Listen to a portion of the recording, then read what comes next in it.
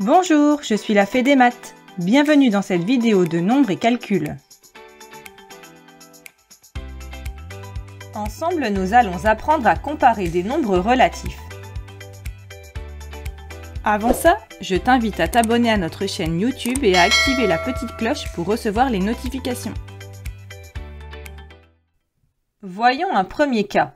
Comment comparer deux nombres relatifs en s'aidant d'une droite graduée? Pour comparer des nombres relatifs, on peut les placer sur une droite graduée.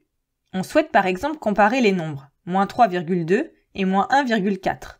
On place le point A d'abscisse moins 3,2 et le point B d'abscisse moins 1,4. Le plus grand nombre est celui placé le plus à droite. Moins 3,2 est donc inférieur à moins 1,4.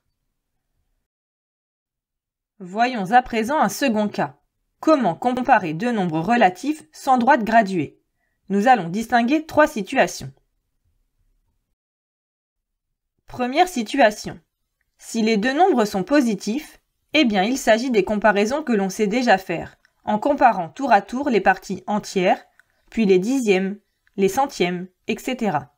Ici, 5,4 est supérieur à 5,12. Deuxième situation.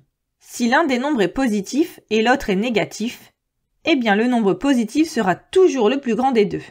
Tu peux penser température. Il fera toujours plus chaud avec une température positive qu'avec une température négative. Ici, 4,25 est donc supérieur à moins 15,3. Troisième et dernière situation. Si les deux nombres sont négatifs, il faut savoir que deux nombres négatifs sont rangés dans l'ordre inverse de leur distance à 0. Par exemple, si on considère les nombres moins 12 et moins 9,4, il faut déjà comparer leur distance à 0, c'est-à-dire 12 et 9,4. Il est facile de remarquer que 12 est supérieur à 9,4. Donc inversement, moins 12 est inférieur à moins 9,4.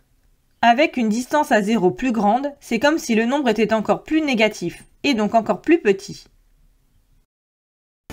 Et voilà, tu sais à présent comparer des nombres relatifs dans toutes les situations. Pour t'entraîner davantage ou approfondir la notion, rendez-vous sur le site passeeducation.fr. Tu y trouveras des fiches d'exercices, des évaluations, la leçon et bien plus encore. À bientôt!